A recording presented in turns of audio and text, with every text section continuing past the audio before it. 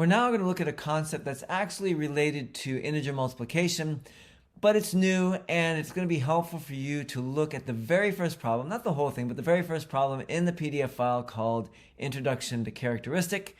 That'll get you warmed up for the concepts that we're going to be looking at in this video. Okay, so we're going to look at the characteristic of a ring R, which is also written char of R, but I don't like saying char, so I'm going to say characteristic, no offense. So we're going to define the characteristic of a ring. We're going to determine what the characteristic of Z6 is and prove it. And then we're going to prove a lemma that's going to help you determine what the characteristic of Zn is in general, and so hopefully you'll be able to finish off that proof. Okay, so this really just boils down to the following question. If R is a ring and if M is an integer, and if X is just some element of the ring, when is it going to be the case that M times X is equal to 0? Now, of course, the easy answer to that is, well, one case is when M is equal to 0 itself, 0 the integer. But the question is, are there any other integers that do that? So let's look at Z6 and see if there are. And so we'll look at bracket 2. And when do we have M times bracket 2 equal bracket 0? Well, let's see. If M equals 0, that's certainly going to work.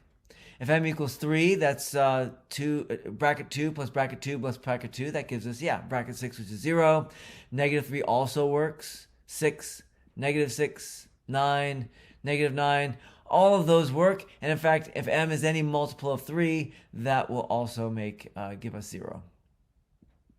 If we do the same thing with bracket 3, M times bracket 3 is equal to 0 when, of course, when M equals 0, but also when M is equal to 2 or negative 2, 4 or negative 4, 6 or negative 6, etc. And so any multiple of 2, any even number will work for M. And we can do this for the other elements. If we do M times 1 equals 0, then M has to be a multiple of 6. For 4, M has to be a multiple of 3. And for bracket 5, M has to be a multiple of 6. And for bracket 0, M can be literally anything. So if we're looking for positive numbers, right, positive integers M, that makes all M times bracket 6 equal to 0. And it has to work on all of them. The smallest we can get is M equals 6. Anything smaller will not work on 1 or 5. It may work on some of the other ones, but it will not work on 1 or 5.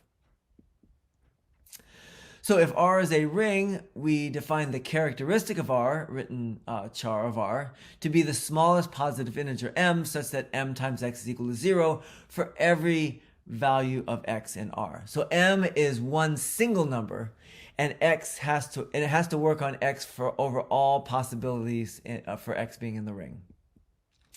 And if no such integer exists, we say that the characteristic is 0.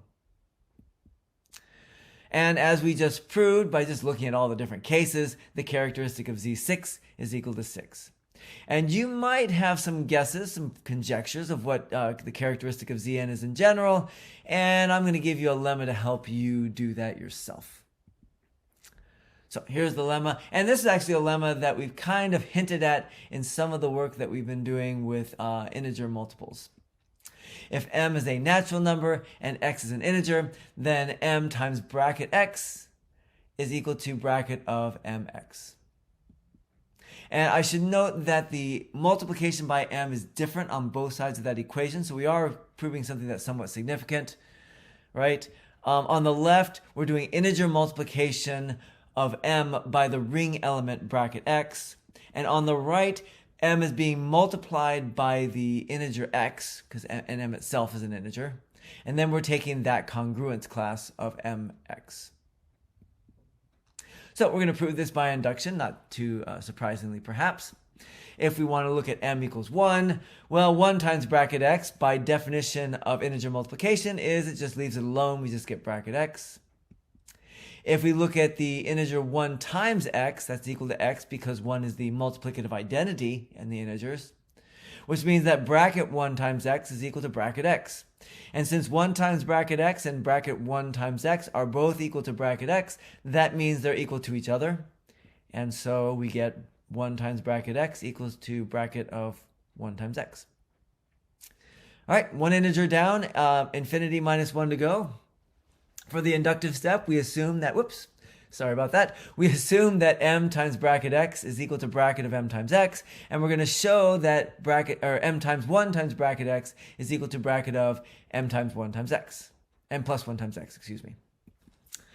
All right, so just the definition of integer multiplication, whenever we multiply m plus 1 times any ring element, it's equal to m times the ring element plus the ring element again. That's just the recursive definition of integer multiplication. By the induction hypothesis, we know that m times bracket x is equal to bracket of m times x. That's what we're assuming. And so if we plug that into the right-hand side of the equation, we get m plus 1 times bracket x equal to bracket mx plus bracket x. Now we can use the definition of addition of congruence classes to get bracket mx plus bracket x equal to bracket of mx plus x. Now we're going to factor out an x, but in order to do that, we got to rewrite x, the second x as 1 times x. Then we can use the distributive property.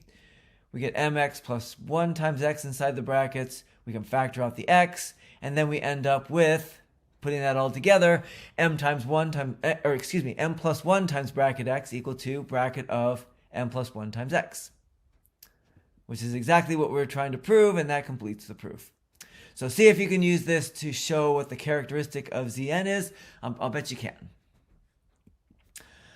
All right, so suppose that you have a ring and you have a guess at what the characteristic of the ring is. This is another thing that'll help you on your characteristic proofs. How would you go about proving that? Well, you got a few things that you have to prove. First of all, you need to prove that m is greater than 0. If you have an actual particular number, that part's probably not going to be too hard to prove. But you got to make sure you don't have 0, which is not very significant, and that you don't have a negative number. The next thing you have to do is when you take that number and multiply it by every single element in the ring, you always get 0. And then finally, you have to prove for all the numbers that are less than your number, that are less than m, but still bigger than 0, let's look at positive numbers, that there's some element in the ring out there where you multiply it and get not 0, right? It could be that it's the same element all the time, that you multiply by k to get not 0, or it could be a different element for each value of k. But in any case, you got to find something that gives you not 0 for some value of x whenever k is bigger than 0 but smaller than m. All right, so now you should be able to finish up the activities for Introduction to Characteristic, and then there's another set of problems. That one's called Characteristic of a Ring. See if you can have any success with that one.